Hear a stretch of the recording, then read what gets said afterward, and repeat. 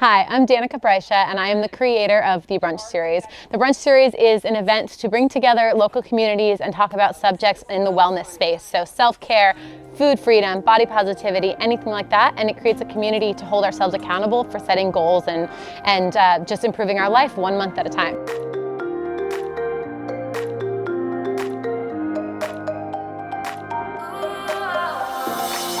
So it's 6 in the morning. And our helpers are arriving. I'm just trying to get ready so I look presentable before we start doing everything. But this is day one of, or event one of 6 February Brunch Series events. So I'm just trying to wake up. I was up, we had an issue with some of the workbooks last night. And then I printed out into the model meals kitchen to print, which took me quite some time. And then my car battery died. It was kind of like an adventure last night, so I feel okay, but just trying to energize. I got my matcha, so. It's the circle of life. We didn't necessarily grow up talking about our feelings or getting everything up and out, and I found, down the road, I learned that the way to deal with our feelings that we trap down is to get them out. Like, they take tangible form. Thoughts become things, right? Our thought energy is tangible. So when we shovel down a bunch of feelings and we don't take the time to either journal them or communicate them or work with a therapist or whatever it is, that takes physical form. So whether that takes shape as carrying extra weight or addictions or compulsive behaviors, anything like that, that's where that is stemming from. Oh, damn, girl. Oh, that's a good mug. Get that one. Changing my life was, I changed what I saw every day. I changed what I was consuming, the people I was following. For 3 minutes, you're gonna go on your newsfeed, you're gonna scroll through. Anything you see that does not make you feel good about yourself, you're gonna unfollow them. 6, 11, 15, 15. Did anyone do 16? Oh, we have a 4-way tie. This morning's been awesome so far. It's always hard to tell on your first event how the timing's gonna play out, how the energy is gonna be in the group, so you never really know.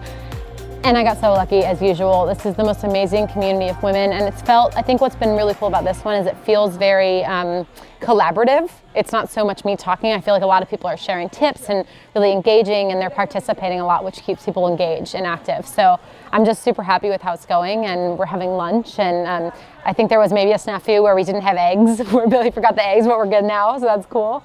And yeah, and I actually feel great. This is the work, I'm reminded this is the work that empowers me. This is what women need. We need a space to be vulnerable and to build a community and to talk about these things that have held us down and back for so long. And for me to be able to provide that space is like the best ever. Our final sort of activity and experience of the day, it's writing a love letter to ourselves and sort of taking ownership of, like, I realize this is how things were, this is what I know now, and writing a letter to that little girl, to that woman who struggled, and then we're gonna read this letter to ourselves in the mirror. Dear Danika, I want you to know how sorry I am for spending so much of your life thinking that you weren't worthy of love, that you were fat, that you weren't enough. I'm so sorry for the times that I binge ate to silence the feelings. I now know that you were just trying to give me a guidance system that would make my life so much easier. I can't believe I spent my whole life thinking that I was unlovable. I realize now that the only one keeping myself from love was me. I've learned that we have to love ourselves first. I remember that little girl who was numbing out in front of the television eating pretzels and Chex Mix.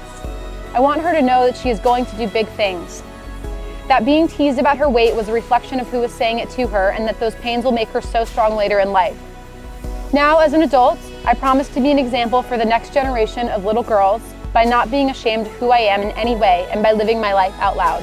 From this point forward, I vow to say nice things to you, to eat mindfully based on the cues you send me, to tune into myself to find happiness. I'm setting a new standard for myself. I'm committing to changing my beliefs about myself and my body. I am stepping into my power to remind myself that I have control over what I put in my mouth.